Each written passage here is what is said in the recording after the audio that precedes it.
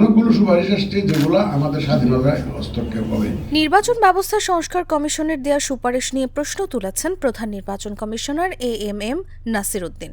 বলেন, সংস্কার কমিশনের অনেক সুপারিশ বাস্তবায়ন হলে কমিশনের স্বাধীনতা খর্ব হবে। অনেকগুলো সুপারিশ আছে যেগুলো ইনকর্পোরেট করলে অ্যাকসেপ্টেড হলে ইলেকশন কমিশনের স্বাধীনতা খর্ব হবে, নো ডাউট অ্যাবাউট ইট। এইখানে কোনো সন্দেহ নেই, আমরা একদম নিশ্চিত যে এই ইলেকশন কমিশনের স্বাধীনতা খর্ব হবে।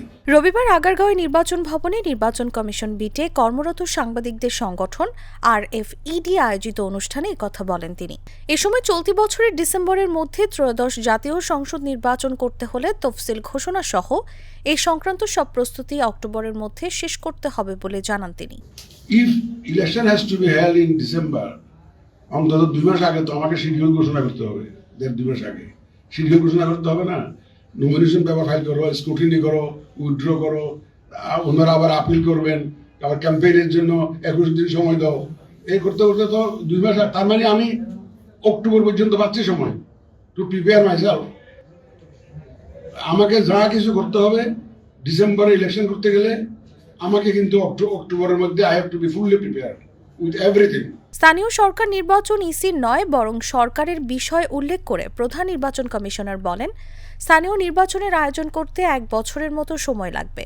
যদি এসব নির্বাচন করতে হয় তাহলে প্রধান উপদেষ্টার দেওয়া সময়সীমার মধ্যে জাতীয় নির্বাচন করা সম্ভব নয়। যেমন লোকাল গভর্নমেন্টের ইলেকশন, এটা কিন্তু কনস্টিটিউশন আমাদেরকে দেওয়া নেই। ওটা লোকাল গভর্নমেন্ট ইলেকশন, লোকাল গভর্নমেন্টের আইনে বলা আছে, তারা আমাদেরকে রিকোয়েস্ট করে তারপর আমরা ইলেকশনটা করি। এই লোকাল গভর্নমেন্ট, কিন্তু আমাদের কনস্টিটিউশনে বলা নেই যে লোকাল গভর্নমেন্ট ইলেকশন আমাদেরই করতে হবে। তো আমাদের 4টে বড় ম্যান্ডেট অ্যাকচুয়ালি। তাহলে ওই 4টে বড় ম্যান্ডেটের মধ্যে প্রেসিডেন্সিয়াল ইলেকশন এবং পার্লামেন্টারি ইলেকশন, এই 2টা বাদ দিয়া delimitation and the voter registration, এই 2টার মধ্যেই সুপারিশ দিয়েছে ওনারা আমাদের কাছ থেকে আস্তে আস্তে সরিয়ে নেওয়ার জন্য।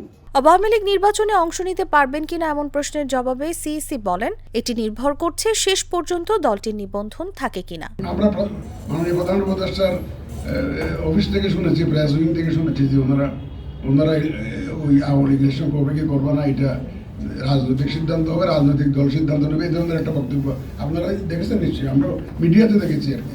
সুতরাং এই ডিসিশনটা ইসি নেবে না, এই ডিসিশনটা ইসি নেবে না। সুতরাং এটা রাজনৈতিকভাবে হয়তো ওনারা সিদ্ধান্ত নেবে না। তাসলিমা তিথি, জাগো নিউজ। জন্য না, শুধু যারা রেজিস্টার থাকে ওই দিন। কালার এক্সপার্ট, জর্জ স্যাপ এবং মাইল্ড অন হ্যান্ডস টেকনোলজি সমৃদ্ধ অরিক্স ক্রিস্টাল ওয়াশ আপনার লন্ড্রি এক্সপার্ট।